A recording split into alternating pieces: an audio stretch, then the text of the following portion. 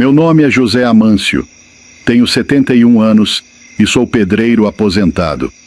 Passei a vida toda aqui no interior da Bahia, numa cidade pequena onde todo mundo se conhece. Eu não sou homem de acreditar em assombração, mas também aprendi a respeitar certas histórias. Algumas coisas simplesmente acontecem e a gente não tem explicação. Essa história se passou quando eu tinha uns 45 anos. Naquela época, ainda pegava serviço pesado e fazia bicos em obras. Quem me chamou foi seu Eduardo, um homem sério, trabalhador, que já tinha seus 64 anos. Ele tinha recebido um pedido para avaliar um terreno perto da chamada Igreja Velha, um lugar que, para dizer a verdade, ninguém gostava de chegar perto. A igreja ficava na parte mais antiga de São Desidério, na Bahia, já quase engolida pelo mato. Tinha sido desativada há muitos anos. Ninguém sabia exatamente por quê, mas sempre se falava que, antes dela ser fechada, aconteciam coisas estranhas lá dentro. Alguns diziam que gente esquisita ia até lá à noite, que faziam rituais, que algo deu errado. Outros falavam que o padre da igreja tinha desaparecido sem deixar rastro, e depois disso, ninguém mais quis saber daquele lugar. Eu nunca dei muita atenção para essas histórias. Sempre achei que era coisa de gente medrosa. Mas seu Eduardo, ele sim, parecia desconfortável desde o começo. Naquela tarde saímos com as ferramentas para dar uma olhada no terreno. O dia estava esquisito. O céu estava limpo pela manhã, mas conforme fomos chegando perto da igreja, as nuvens começaram a se formar. O vento soprava frio e as árvores faziam um barulho seco, como se cochichassem entre si. Assim que estacionamos, vimos Dona Hermínia parada na porta da casa dela. Ela morava ali perto, uma senhora de 78 anos, baixinha, de cabelo branco, com aquela expressão séria de quem sabe de coisas que a gente nem imagina. "Vocês vão mexer com essa igreja?" perguntou cruzando os braços. "Vamos só dar uma olhada", disse seu Eduardo sem jeito. Ela balançou a cabeça devagar. "Não deviam. Quem entra lá sai diferente, isso se sair." Eu ri, tentando aliviar o clima. "Deixe disso, Dona Hermínia. Igreja é só um prédio velho, nada mais." Ela suspirou fundo, como se tivesse ouvido aquilo muitas vezes antes. "Se vocês dizem..." Seguimos caminho, pisando no mato alto e seco. Quanto mais perto chegávamos, mais estranho o ambiente ficava. O silêncio ali era diferente. Não era só o som do vento, mas uma ausência completa de qualquer barulho. Nem passarinho cantava. Quando chegamos à porta da igreja, ela estava entreaberta. A madeira velha rangia ao menor toque. Olhei para seu Eduardo, esperando que ele abrisse primeiro, mas ele parecia hesitante. "Quer que eu vá na frente?" perguntei. Ele hesitou por um instante e depois assentiu. Respirei fundo e empurrei a porta devagar. O cheiro veio. Madeira velha, mofo, algo meio azedo, difícil de identificar. O ar lá dentro era pesado, quase sufocante. O chão rangia sob nossos pés enquanto entrávamos. A luz fraca do fim de tarde entrando pelas janelas sujas. E foi então que vimos. Bem no centro do altar, havia uma vela acesa. Aquilo fez o frio subir pelas minhas costas. Uma vela acesa? Como assim? Ninguém entrava ali fazia anos. Pelo menos era o que diziam. Olhei para seu Eduardo, esperando alguma explicação, mas ele só encarava a chama, imóvel.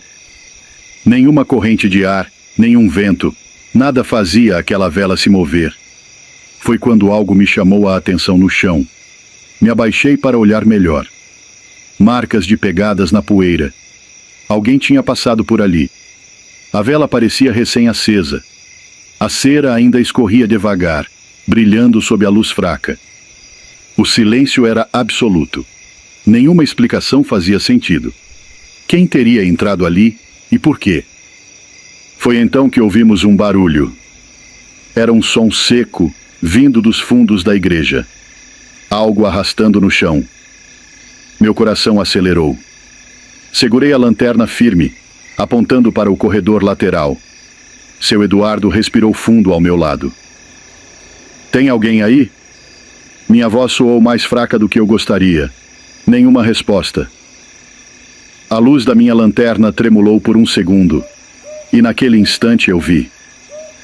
No fundo do corredor, entre as sombras dos bancos quebrados, algo se moveu. Não era uma pessoa, disso eu tenho certeza. Era grande, mas parecia distorcido, como uma sombra que não se encaixava no espaço onde estava. Paralisei por um instante. Meu corpo queria correr, mas minhas pernas não obedeciam. Seu Eduardo puxou meu braço.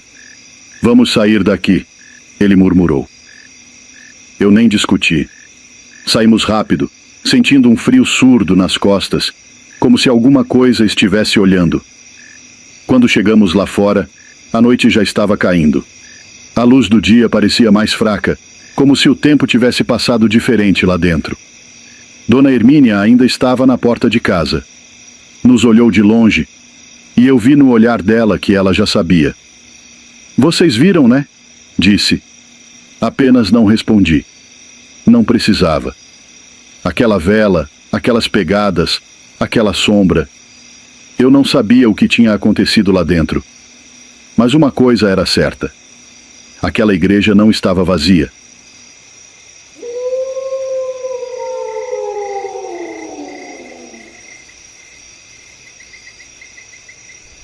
Meu nome é Juvenal.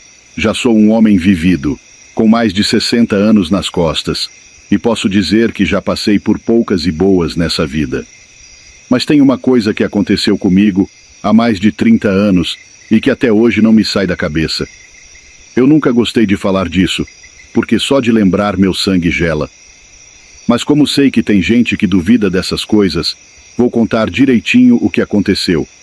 Se vão acreditar ou não, isso já não é problema meu.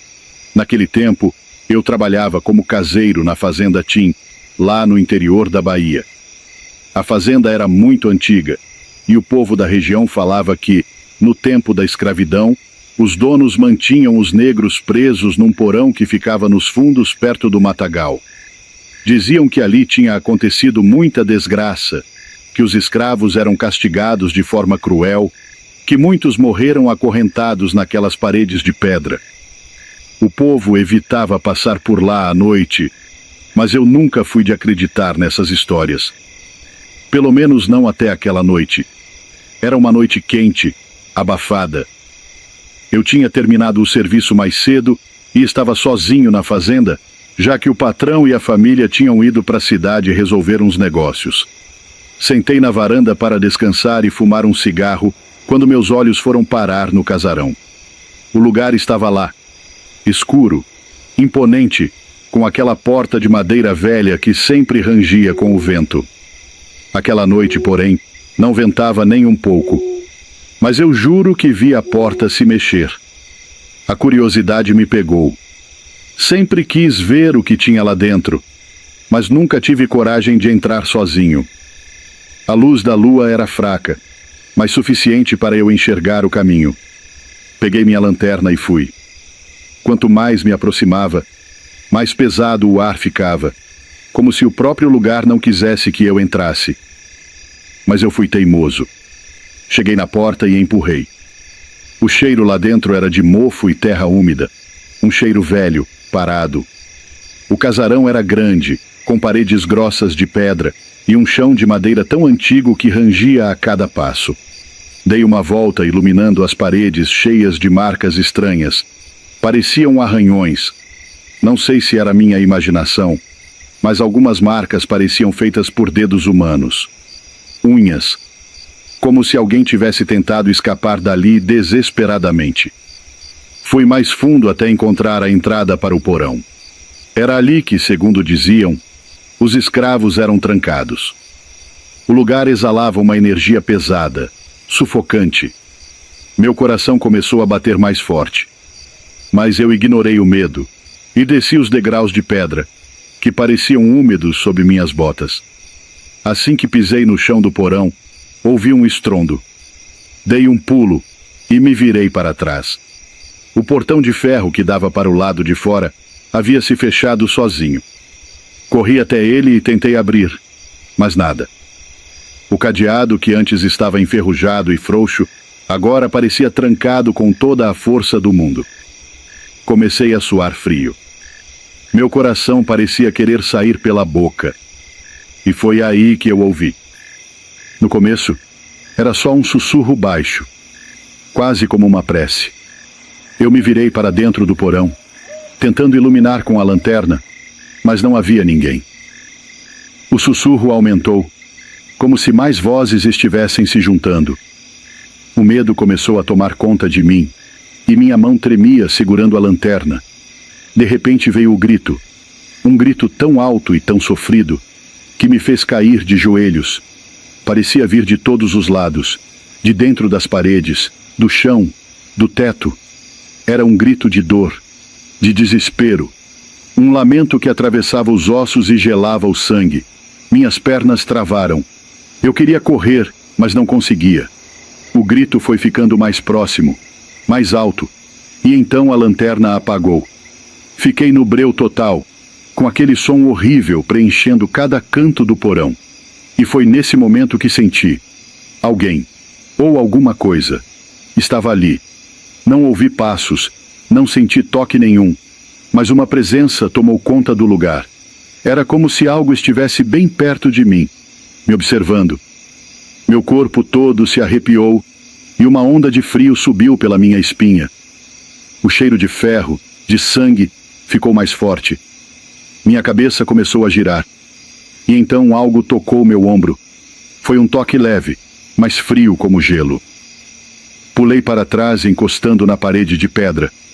Minhas mãos tocaram a superfície úmida da parede, e ali, no meio das rachaduras, senti o que pareciam marcas de unhas. Como se alguém tivesse arranhado aquela pedra até sangrar. Foi então que ouvi o som mais apavorante da minha vida. Correntes se arrastando. O barulho era pesado, como se algo estivesse se movendo pelo chão, puxando correntes junto. Meu corpo não respondia.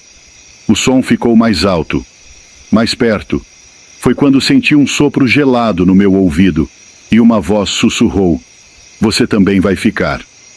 A lanterna acendeu sozinha, e o que eu vi me fez perder o fôlego. Bem na minha frente, a poucos metros de distância, uma sombra estava parada no meio do porão. Alta, magra, mas o pior não era o formato do corpo, era o rosto.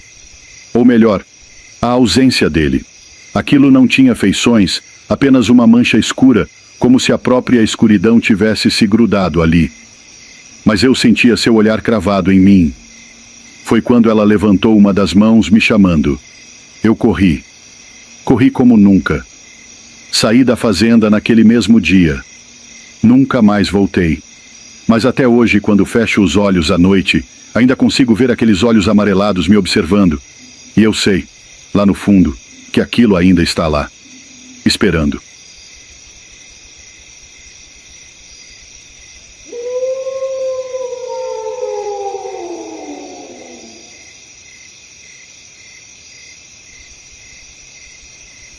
Olá, meu nome é Anderson Santana. Tenho 35 anos e trabalho há 15 anos como técnico em agropecuária para um grupo que atua em vários estados do Brasil, produzindo soja, milho e algodão.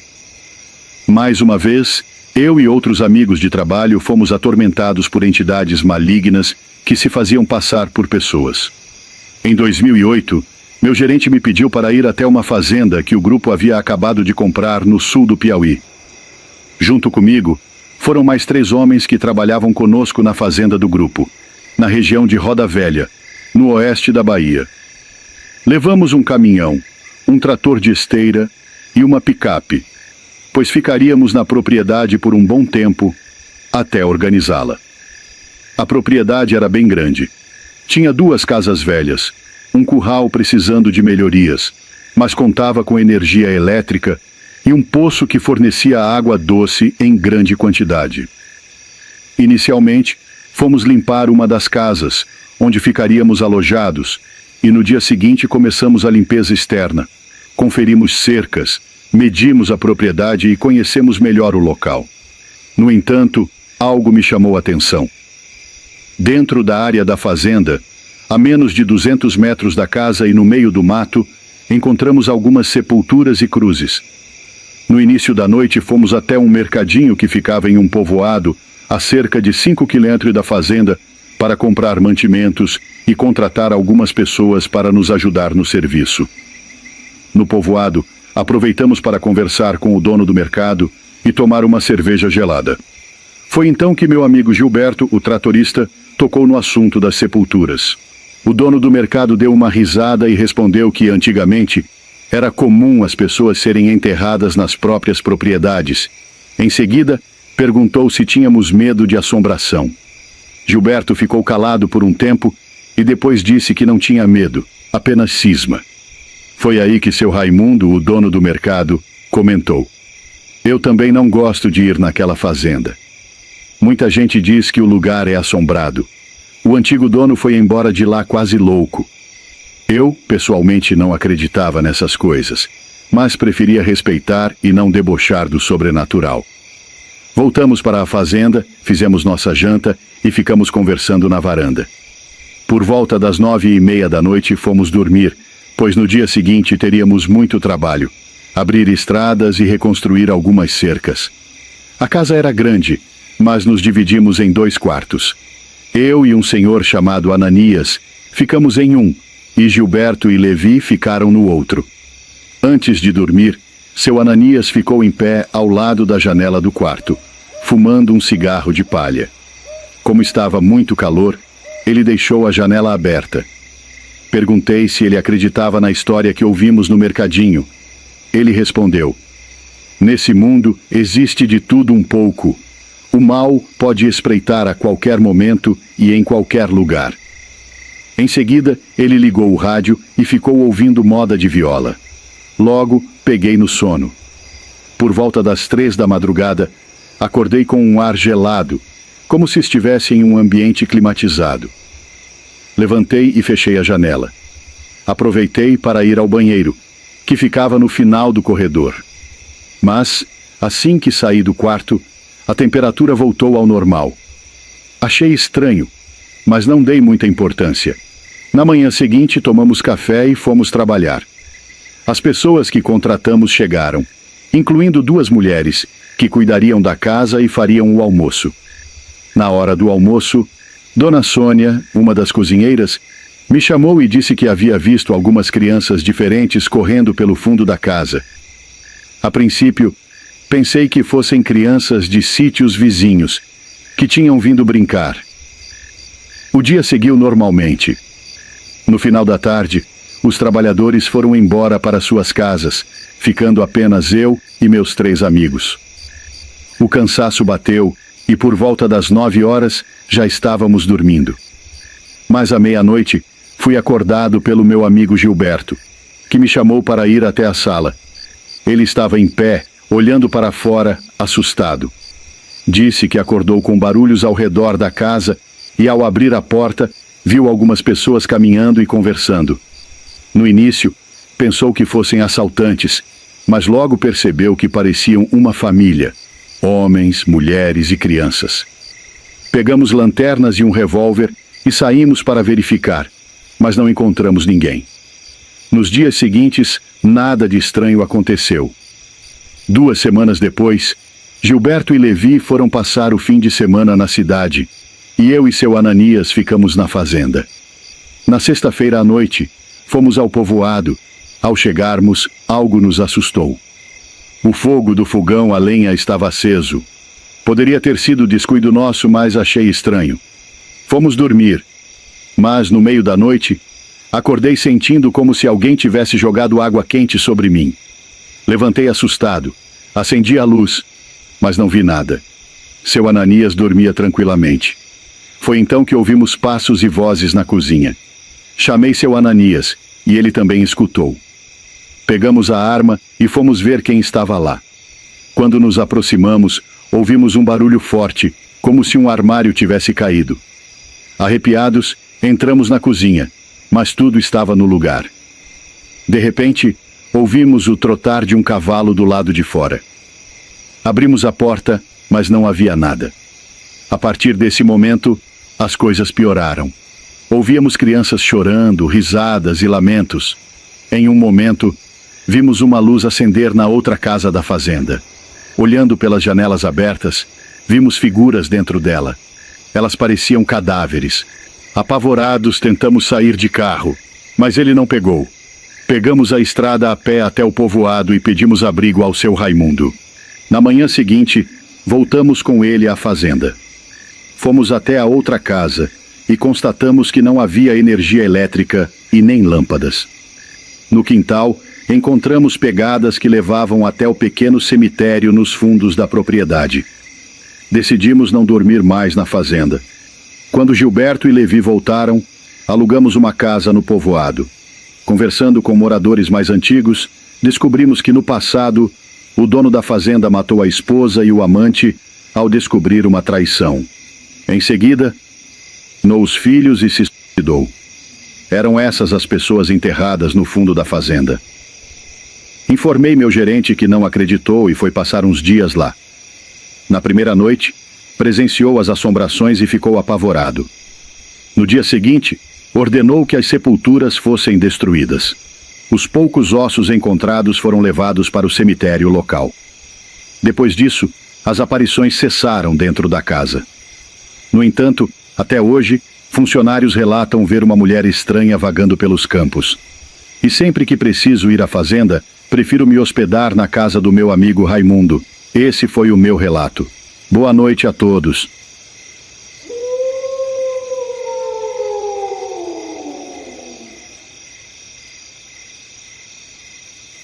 Meu nome é Bruno, tenho 23 anos e trabalho numa cidadezinha do interior da Bahia, onde essa fazenda existe até hoje.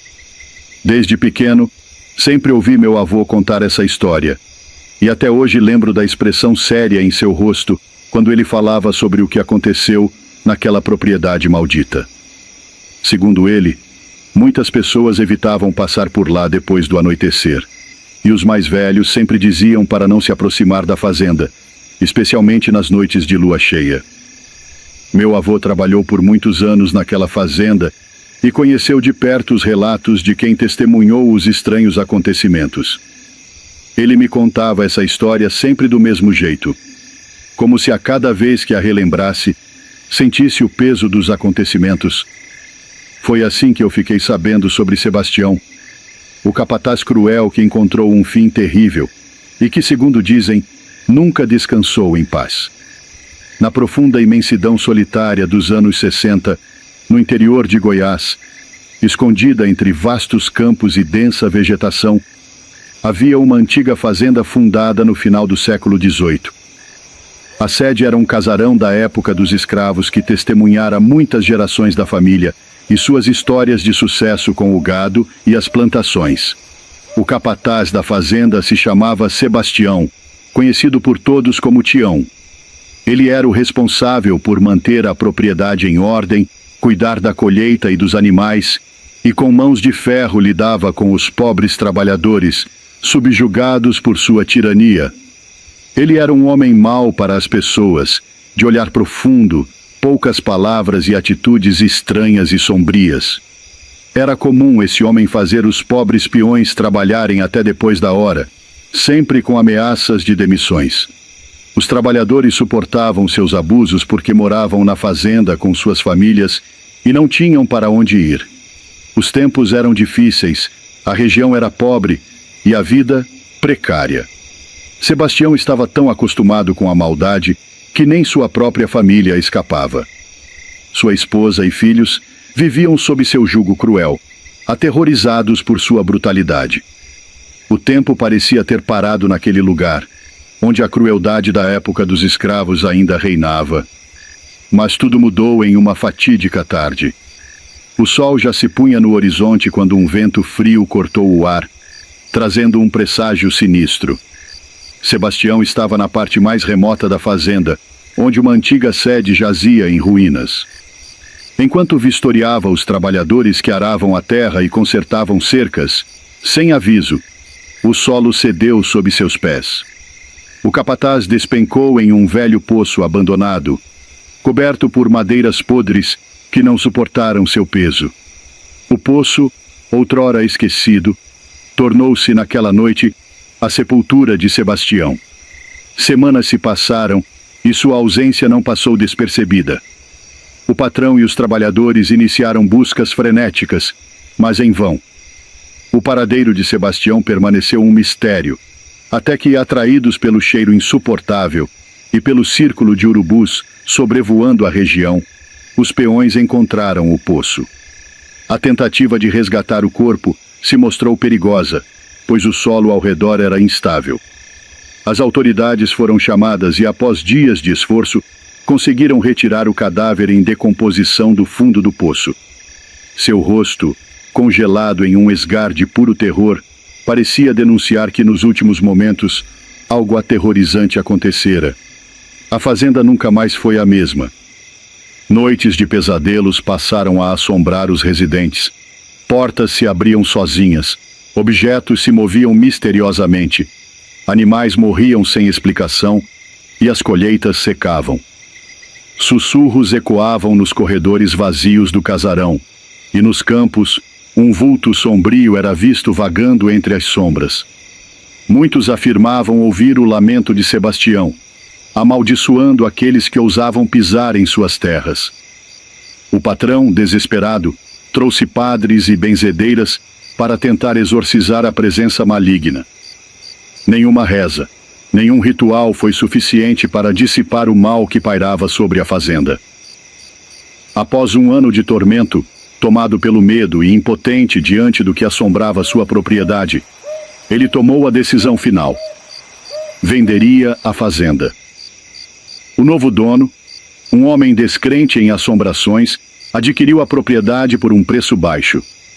Contudo, não demorou para que se desse conta de que algo ali estava errado. Ele e sua família foram atormentados pelas mesmas aparições, pelos mesmos sussurros, pelos mesmos horrores que haviam assombrado os antigos moradores. Sem alternativas, o novo dono vendeu a fazenda para um terceiro comprador e nunca mais voltou ao local. Desde então, muitos outros passaram por aquelas terras, mas nenhum permaneceu por muito tempo.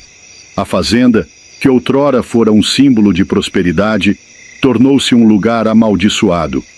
Uma lenda macabra que ainda hoje ecoa entre os moradores da região.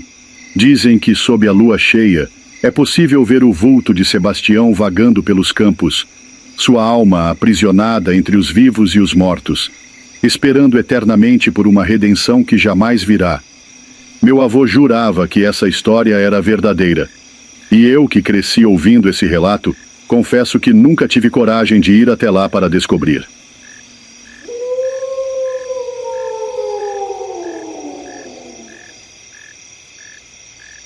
São Miguel do Guamá, assim como muitas cidades do Pará, sofria com a falta de energia.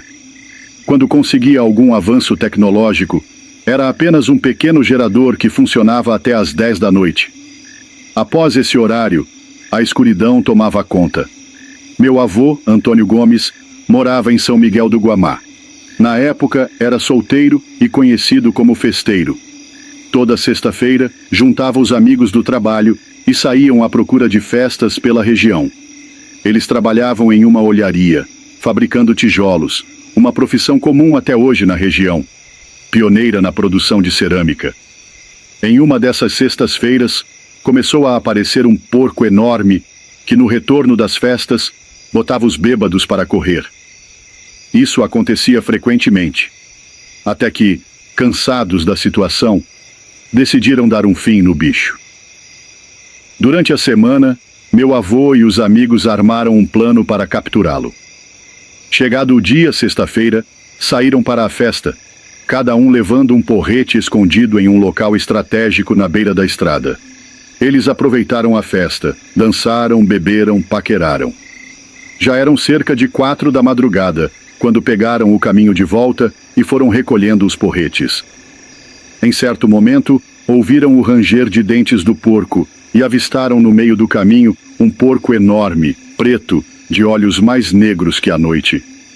Meu avô, que liderava o grupo, gritou a plenos pulmões: "Hoje o leitão vai para a panela!" Eles cercaram o bicho, mas ele avançou ferozmente como um cachorro raivoso. A pancadaria começou. O porco resistiu, atacou, mas no fim foi abatido. Empolgados, um deles sugeriu: "Vamos assar o porco aqui mesmo. Alguém busca uma faca para a gente sangrar ele." O dia já amanhecia, e no meio da animação, um dos amigos percebeu algo estranho. No lugar onde o porco deveria estar, havia um homem caído. Era o vizinho do meu avô, Mortino da Silva. Em choque, correram para chamar a esposa dele, que ao chegar confirmou: ele virava esse bicho. Fez pacto com o diabo para ficar rico. E conseguiu. Mas do nada empobreceu e começou a se transformar nesse ser horrendo. No fim das contas, não teve churrasco. E ainda tiveram que organizar o funeral do vizinho. Ninguém foi punido, pois na lei não existe porcídio. Esse foi o caso do meu avô em São Miguel do Guamá, que por pouco não virou comida de gente. Ou entre os dentes do próprio avô.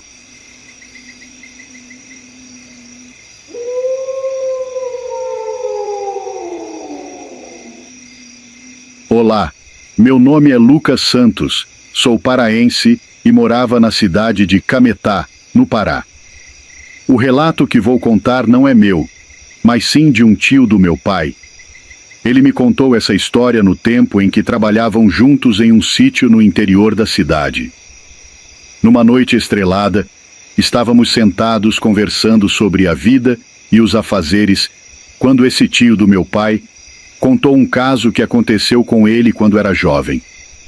Vou narrar como se fosse ele contando. Sabe aquele navio afundado lá na frente da cidade? Pois é. Depois que ele afundou, virou ponto de pesca e banho para alguns jovens. Num dia de verão, convidei uns colegas para irmos ao navio pescar e nadar. Chegamos ao cais e pulamos na parte da frente do navio, onde ficamos sentados enquanto pescávamos. Depois de algumas horas, decidimos nadar, pois o calor estava forte. Foi então que, tomado pela curiosidade, quis entrar no navio, já que a maré estava baixa e dava para ver algumas estruturas submersas. Meus amigos me alertaram para não ir, mas eu era teimoso e curioso. Comecei a nadar por dentro do navio e vi algumas salas ainda intactas. Então, resolvi voltar para tomar fôlego. No meio do caminho, ouvi alguém me chamar: "Dinho, Dinho." Pensei que fossem meus colegas. Peguei ar e mergulhei novamente para dentro do navio, tentando escutar melhor. Dessa vez, percebi que era uma voz feminina me chamando. Meu sangue gelou. Senti um arrepio percorrer todo o meu corpo e, sem hesitar, nadei o mais rápido possível para a superfície. Meus amigos riram, dizendo que era coisa da minha cabeça, mas eu sabia o que tinha ouvido. Depois que saí da água, comecei a sentir uma forte dor de cabeça, que foi piorando com o tempo. 2 dias se passaram e a dor só aumentava. Minha mãe, preocupada, chamou uma conhecida, uma benzedeira experiente. Assim que ela me viu, disse para minha mãe: "Mulher, esse menino está encantado por uma sereia. Ela quer levá-lo." Minha mãe ficou desesperada e quis saber mais. A benzedeira descreveu a entidade: uma mulher alta, de cabelos loiros e lisos, mas sem rosto visível. Ela estava ao meu lado, com as mãos sobre minha cabeça, como se rezasse algo. A benzedeira começou a orar. No meio da reza, um vento forte soprou dentro de casa e um estrondo ecoou no quintal. Com um olhar grave, ela disse: "Ela se foi. Se demorasse mais um pouco, ele teria ido com ela." Minha mãe chorou de alívio e agradeceu. Pouco tempo depois me recuperei. Quando soube de toda a história, entendi que aqueles chamados dentro do navio eram para me levar. Nunca mais voltei lá.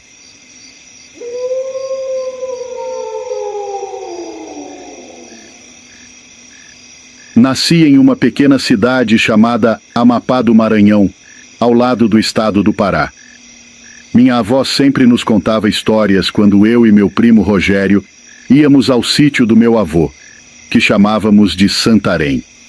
Lá, colhíamos açaí durante as férias escolares. À noite, enquanto os adultos contavam o dinheiro faturado, ela nos chamava para fora da casinha de taipa e começava suas histórias.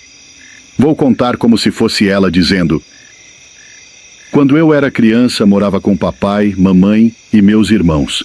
Eu era uma das mais novas. Naquela época, nossas atividades giravam em torno da pesca e do banho de rio, pois era o que havia para se fazer no pequeno povoado onde vivíamos. Certo dia, enquanto minha mãe, minha tia e eu limpávamos peixe no final da tarde, um grupo de índios passou. Eles estavam armados com flechas, machados e lanças com ossos afiados na ponta. Além disso, tinham um cheiro muito forte. Eles perguntaram se tínhamos visto passar por ali um idoso ferido que havia fugido depois de matar uma mulher e 2 crianças na aldeia. Minha mãe, assustada, respondeu que não.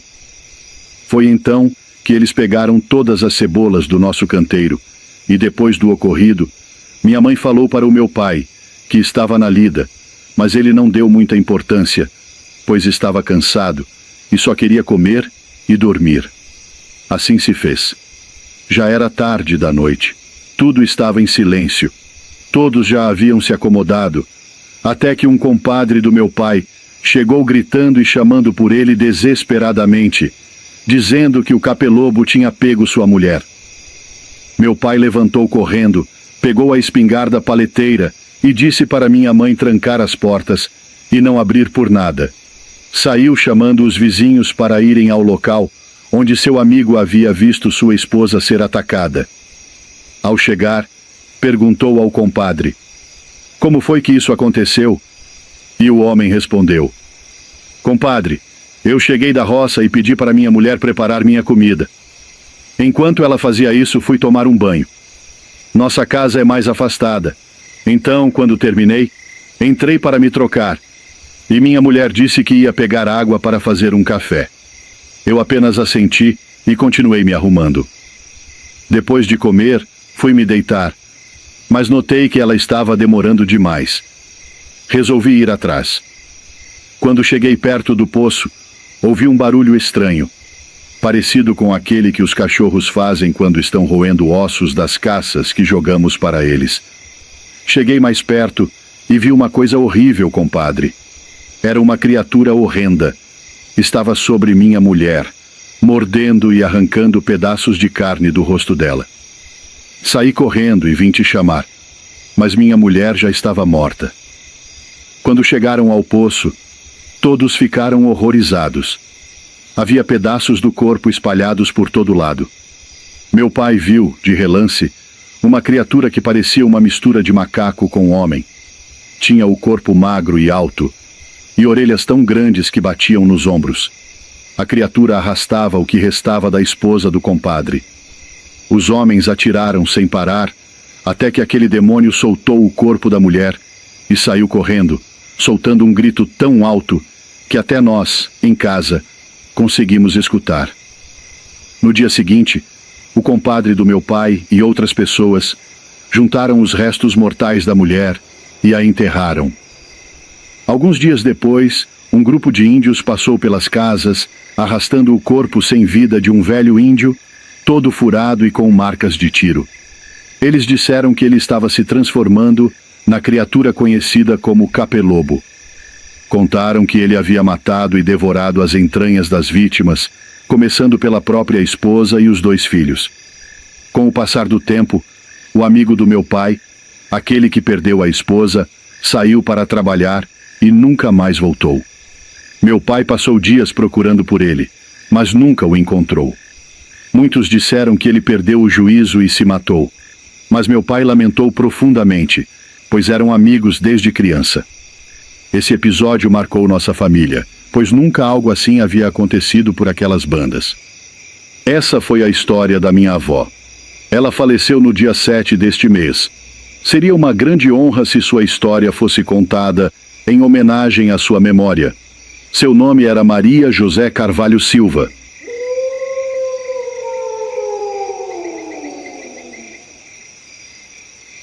Meu nome é Cícero, tenho 47 anos e sou de Juazeiro do Norte, no Ceará.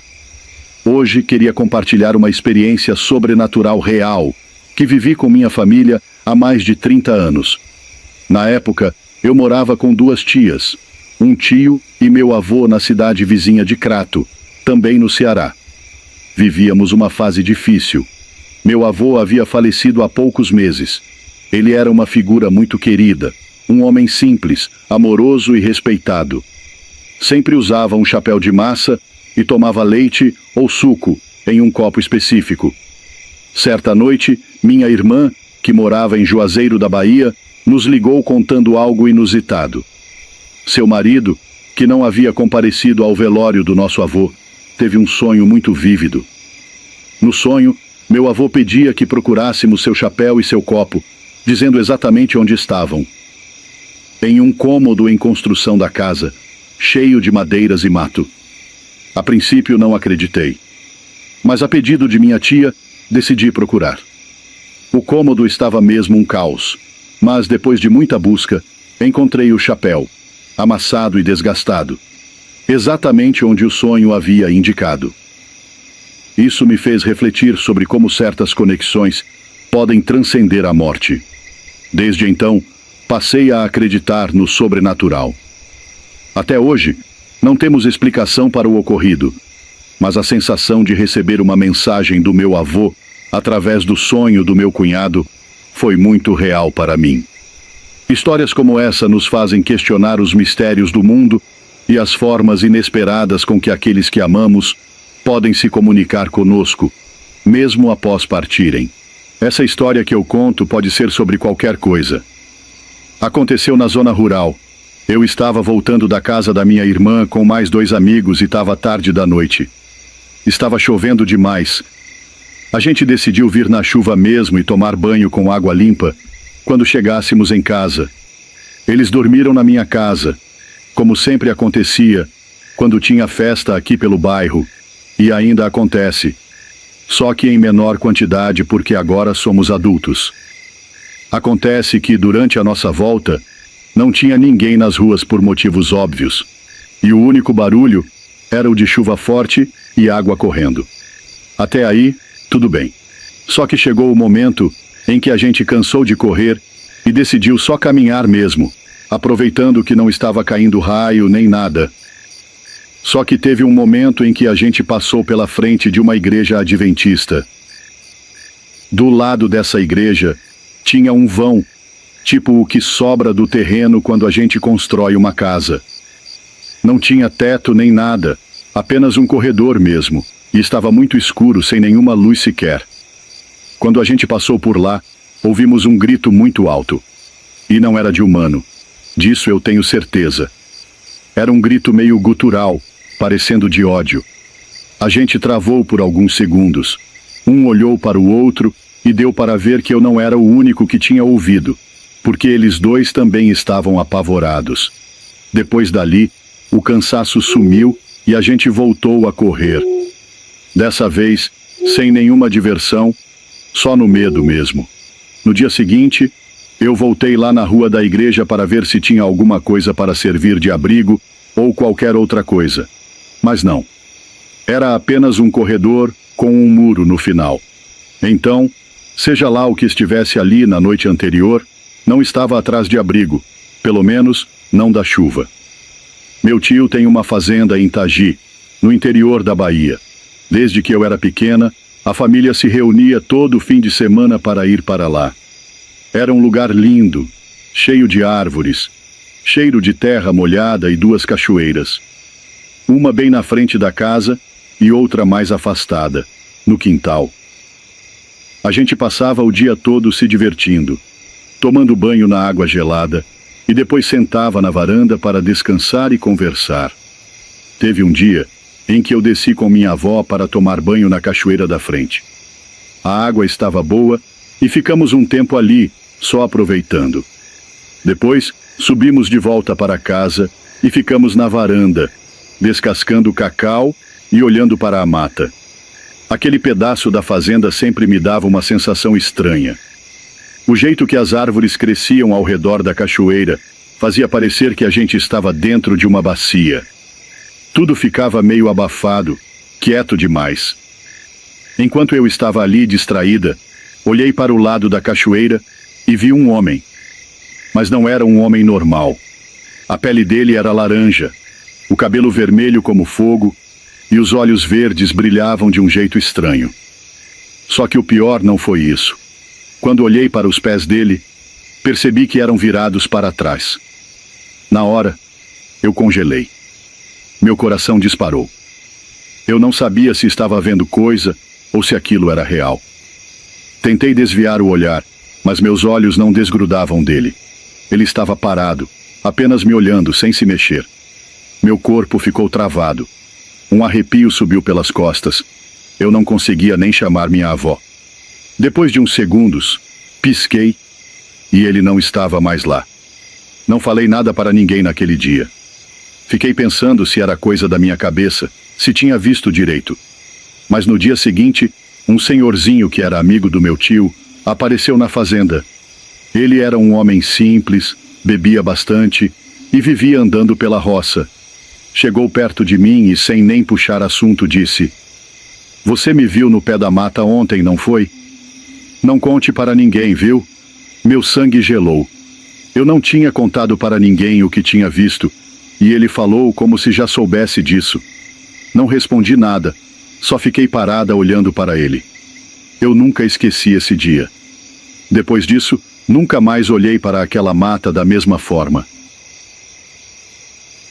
Sempre ouvi o meu avô contar essas histórias, e por mais que o tempo passe, nunca consegui duvidar delas.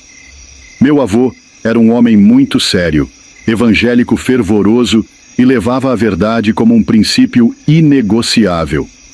Ele ficava extremamente nervoso se alguém contava uma mentira e fazia questão de nos lembrar que o pai da mentira era o diabo. Por isso cresci acreditando em cada palavra que ele dizia. Histórias como essas são comuns aqui. A cidade, com suas áreas rurais e matas densas, é cheia de mistérios e lendas que são passadas de geração em geração. Quem sabe quantos segredos ainda estão escondidos entre as sombras dessas estradas e florestas?